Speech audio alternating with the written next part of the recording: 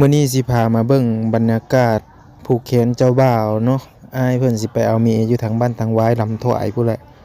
พ่อแม่พี่น้องบ้านขำม่วนเนาะก็เลยว่าพากันมาผูกแขนเพิ่นมื้อนี้บ่ว่างก็ได้เป็นส่วนร่วมในอันเนาะก็คือมาผูกแขนอ้ายเพิ่นเนาะแต่เช้าๆบรรยากาศนี่บ่ว่างก็ขี่รถมาตั้งแต่ดึกพู้นแหละพ่อแม่พี่น้องก็คุณแม่เพิ่นก็พากหมอนแหน่มาเนาะพากหมอนกับเงินแน่100,000กีบมาซอยเนาะหลังจากนั้นผูกคอตัวแขนแล้วก็เอามากินข้าวกินปลาอาหารการอยู่การกินข้าวสามัคคีกันอยู่ทางอันเหินเพิ่นนี่แหละพ่อแม่พี่น้องมาบ้างก็เก็บภาพบรรยากาศวิถีชีวิตเนาะในงานผูกแขนน้อยๆมื้อนี้เนาะผูกแขนเจ้าบ่าวอยู่ทางบ้านตาแล้วนี่แหละพ่อแม่พี่น้องเนาะเพื่อว่าจะให้ FC ได้รับชมนะเป็นภาพบรรยากาศอีกอันนึงเนาะได้ฮู้นำกันนะได้ฮู้นำกันได้เห็นนำกัน FC ทุกคนทุกท่านเห็นบอกเพิ่นกินข้าวกินน้ำสามัคคีกันอยู่ทางข้างในเนาะทางเขา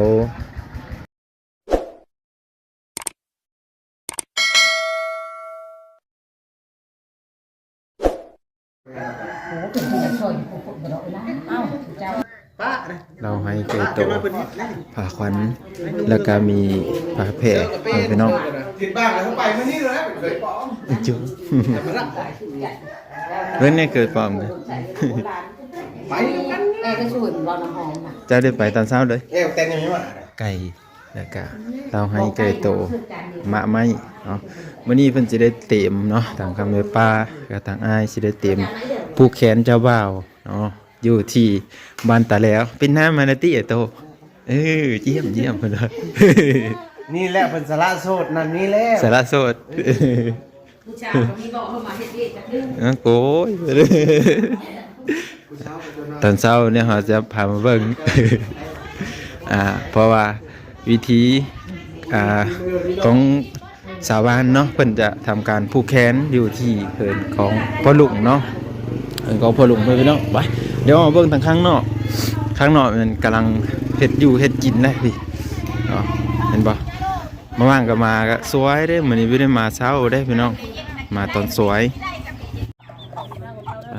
ที่โหแม่โคเพิ่นกำลังจัดแต่งอาหารอยู่ทางเช้าเลยเนาะเนาะเฮ็ดถ่ายนะเด้อเฮ็ดถ่ายนะเด้อเพิ่นจัดมาหุ้งเนาะยามเช้าพี่น้องจะเป็นอาหารการอยู่การกินแบบบ้านๆครับทางเพิ่นก็ของอยู่ของกินเนาะยามเช้าๆเลยนะสักประมาณนี้เพิ่นก็เต็มแบบผูกแขนน้อยๆเจ้าบ่าวเนาะหลังจากนั้นก็จะได้เอาขึ้นไปทางพูนเนาะไปเบิ่งคือว่าอันเบิ่งดูพี่น้องปาติโตทางแม่โคเพิ่นปิ้งเพิ่นนี่โอ้หมูนำเนาะเธอถ่ายนี่เด้อทางนั้นเด้อทางพุ่นเต็มมันนั่นเลยเต็มมันทุบตีนสิ้นเด้อดีๆเด้อทางขาไก่ทางขาเป็ดเพิ่นว่าอันนี้แกงเพิ่นแล้วก่อนนี่อันนี้แกงเป็ดปนไก่เสื้อมะฮุ่งแกงเป็ดปนไก่เสื้อมะฮุ่งไปพี่น้องเนาะเอาหลายอย่างนี่เห็นบ่ครับมีหลายปานเลยเด้อแขกคนมาเพิ่นยังมีทันได้มาเนาะยามเช้าเพิ่นยังมีทันได้มาเด้อเช้าบรรยากาศมันก็สิต่างแน่ตอนเช้าอากาศก็สิเย็นๆแน่จักหน่อยเด้อเพิ่นพากันพิงไผ่เนาะแต่ว่าตัวนี้ก็คือขาดไม่ได้ก็คือน้ำก้อนเนาะมันก็มีเรามีเบะแล้วก็มีน้ำก้อนนะ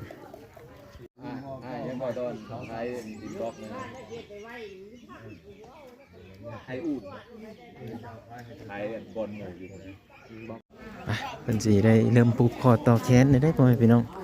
ไปเอาเบิ่งกันเด้อเนาะ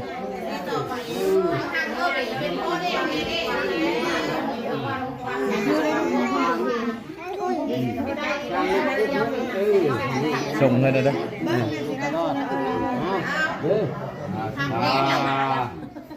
เป็นเจ้าเป็นนายเป็นเจ้าเป็นยี่ห้อคนเลือก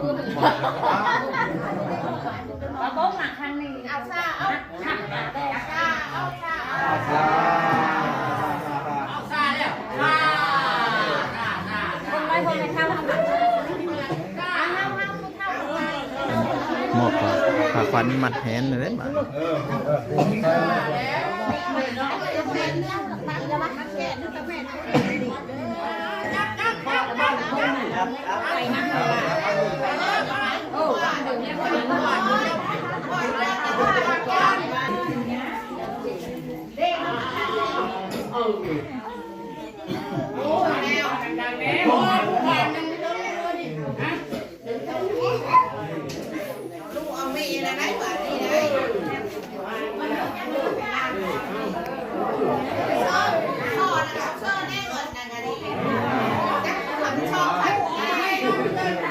ยกทางแบบนี้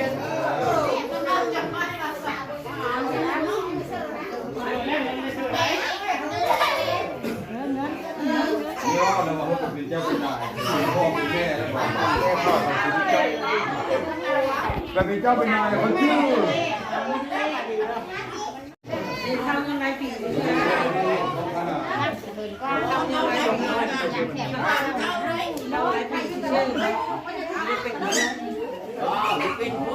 แทนเจ้าบ่าวเนาะสาวๆตีพี่น้องมาโฮมกันผู้เฒ่าผู้แก่ไปทำมาความหน้าความตาได้อพี่น้องเนาะว่าสร้างครอบครัวใหม่ได้นี่ บักตรงบักน้อยเนี่ยเอิ้นพ่อได้บักตรงบักน้อยนี่มีพ่อเด้เอาว่าเราบ้าเป็นพ่อผู้มือได้มาจากทางนั้นเลยโหแล้วมึงจมได้เลยเป็นลายแล้วมาแบ่งเขาแน่บ่ไปเลยจะว่ามึงมาเด้ออ้าวตำบกตำจืดได้บ้านนี้ได้ ยังนี่ วัดแล้วว่าไปเมืองนี่ได้จะมาไปปลูกนะบ้า มานแล้ว อันนี้ครับ สละโสดแล้ว ว่าเป็นเธอแรกต่อยตังรัก สละโสดครอบครัวใหม่เนาะ ใกล้ สร้างลูกขึ้นโคเดียวเมเดียว คือว่าสละโสดแล้วบัดนี้ แม่ ครอบ คุณ ค แม่ รัว พี่ แล้ จะ ว เป็นงานจะสิเล่นแต่พูดตั้งเจอแล้ว เป็นเบ้าแล้วเข้าเลยถึงแล้วนะ แล้ว เย็นมาเพื่อนแต่ผู้เดียว งานดีๆกับพ่อแม่กับซ้อนเพิ่นแล้ว เพิ่นมาเมื่อตกแล้ นี่ ว แหละว่ามันตกไปแล้วมือจับแล้วเราดีไม่ดีแย่ๆเอาแล้วจับเงินนักสบายตาแล้วเราไปเราไป เออแม่เรา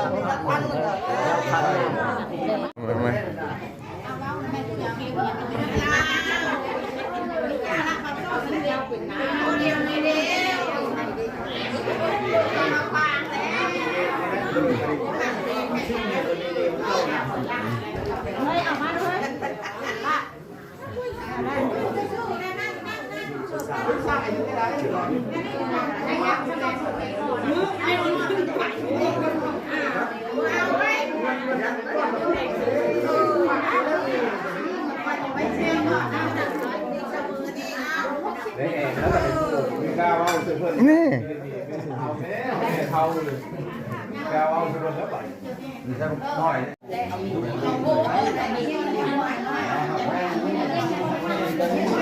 ผูกคอต่อแขนเด้อนี่เนาะ แต่ใจว่า เพิ่นก็เลย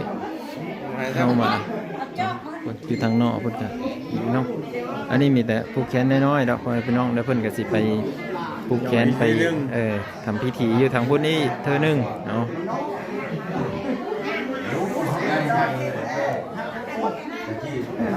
บ้านเลยก็มีเจ้าบ่าว บ้านนาทอง บ้านนาทอง ตังไว้แน่ ตังไว้ ซุ้มตังไว้ โอ้จุดซุมตังไว้เด้อพี่น้องเด้อ มื่นพ่อกันไหม มื้ออื่นพอกันอยู่หุ่นเนาะ พ่อกันไหม เออ มันจะได้แก้อยู่มุ่น เออ เดินทางกัน ทางไอโตวันนี้ก็สิได้เดินทางไปคือกันได้พี่น้องเนาะเด็ดที่สองเนี่ยพี่น้องเอ้ยเนาะก็บรรยากาศกันได้เด้อเนาะมันก็กลับมาซอยกันแน่เนาะ เท่าเลยชมเราแป้งเขาก่อนเลยนะ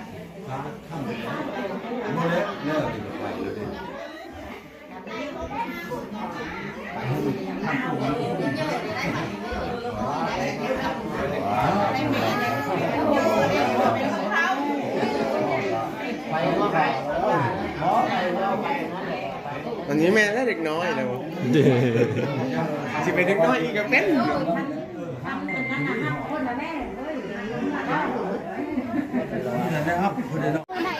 เ เอาตักแกง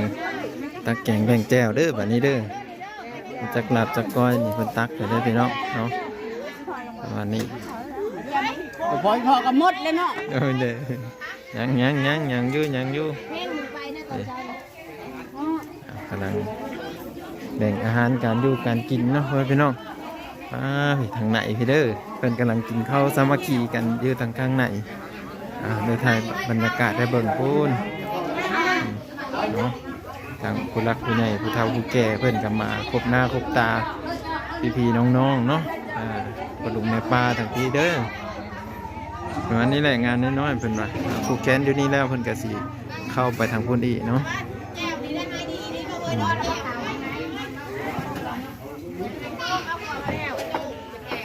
นั่นนี่ได้พ่อหรือเปล่า ทางเพิ่นก็กำลังกินข้าวกินน้ำอยู่เด้อ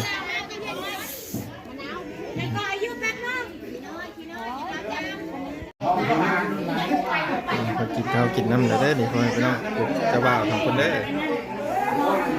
เจ้าสาว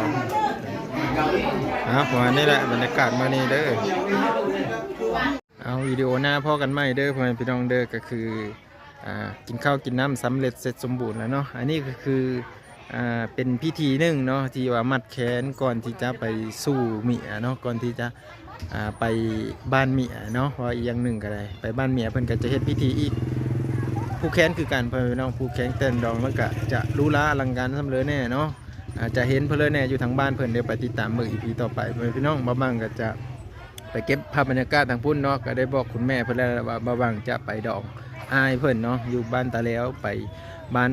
ตังว้ายลำถวายเนาะในระยะทางประมาณ2-3 ชั่วโมงเพราะว่าทางมันบ่ดีมันเป็นน้องทางก็ยากแน่เนาะถ้าติดตามเบิ่งกันเนาะเขาพ่อหลุงเพิ่นจะเดินทางไปตอนเช้าบ่หรือตอนสายติดตามเบิ่ง